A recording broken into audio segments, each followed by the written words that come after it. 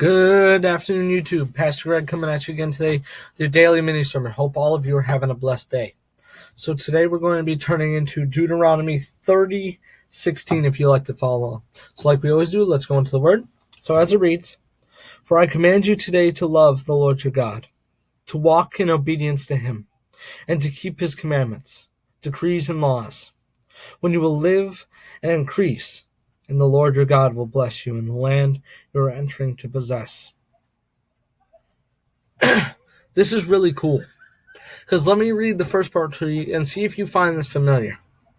"For I command you today to love the Lord your God." If that's familiar to you, that's a good thing. Because in the New Testament, when Jesus is asked, what is the greatest commandment? He says, love your God and love your neighbor.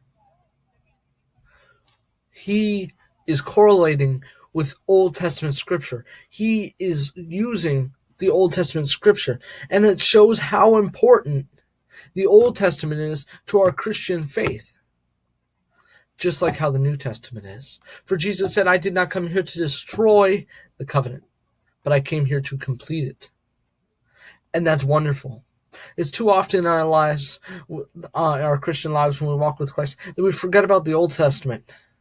But we have to remember that the Old Testament is just as important. It's the same God. It's just before Jesus. So why is this verse important, besides that it shows that the Old Testament is important? It's a big part. Because it comes into what we've been talking about. You have to love God.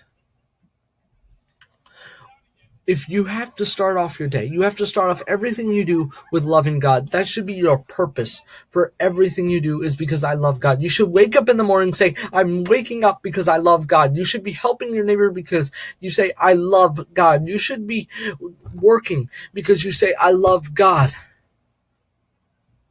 Everything you do should be because you love God. Because when they see that love of God in your heart, others aren't going to see you. They're going to see God. They're going to see Christ. And that's what we're here for. It says to walk in obedience to him. We need to show our love by walking in the path that he has made for us. Walking in his commandments. Well, it says to keep his commandments, decrees, and laws. What Jesus has called us to do, we must follow those things. Because that is the walk of Christ we've been called to do. Any other path is a path of the flesh.